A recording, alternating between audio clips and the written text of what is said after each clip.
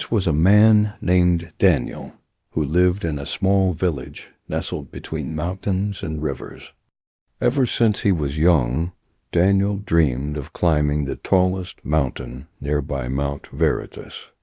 It was said that at the summit, people would find not just breathtaking views, but also clarity, purpose, and fulfillment, but Daniel kept putting it off.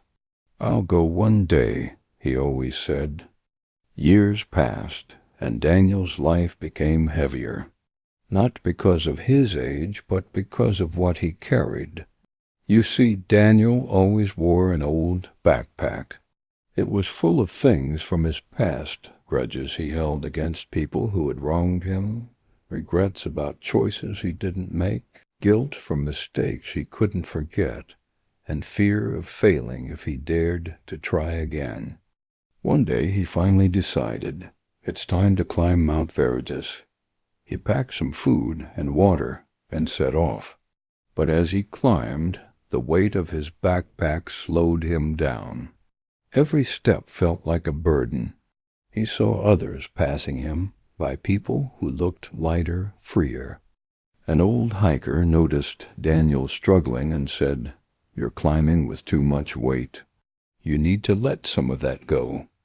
Daniel replied, "But these things are part of me. I've carried them for so long." The hiker smiled and said, "Sometimes what we carry is the reason we can't reach where we want to go." Reluctantly, Daniel sat down and opened his backpack. One by one, he pulled out old letters, bitter memories, and worn-out beliefs. He realized they no longer served him, they only weighed him down. With each item he let go, he felt lighter. When he stood up, the climb became easier.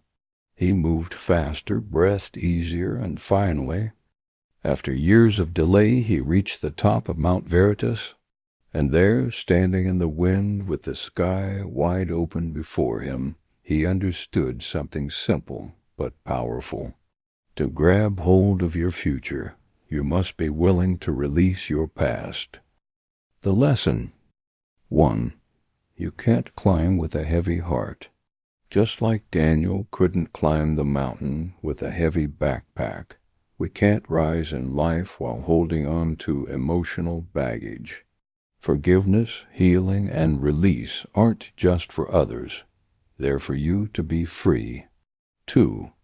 Holding on can hurt more than letting go.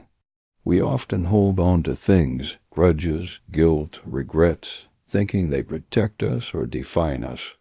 But in truth, they only weigh us down and keep us from living the life we were meant to live. 3. The past is a lesson, not a life sentence.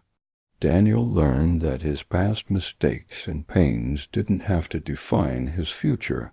When we treat the past as a teacher rather than a prison, we begin to grow instead of staying stuck. 4. Courage begins with release.